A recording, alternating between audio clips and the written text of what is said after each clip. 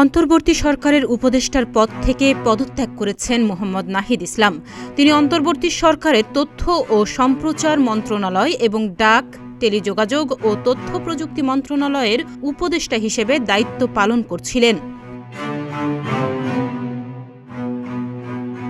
এদিকে বৈষম্য বিরোধী ছাত্র আন্দোলনের সমন্বয়ক মোহাম্মদ সার্জিস আলম নাহিদ ইসলামের পদত্যাগের পরেই তাকে অভিনন্দন বার্তা জানিয়েছেন।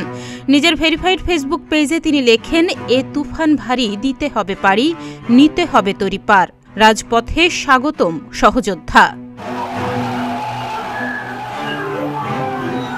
বৈষম্য বিরোধী ছাত্র আন্দোলন ও জাতীয় নাগরিক কমিটি নতুন রাজনৈতিক দল গঠন করতে যাচ্ছে।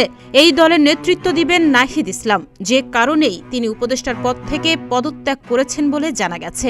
আগামী 28 ফেব্রুয়ারি নতুন রাজনৈতিক দলের আত্মপ্রকাশ হওয়ার কথাও রয়েছে।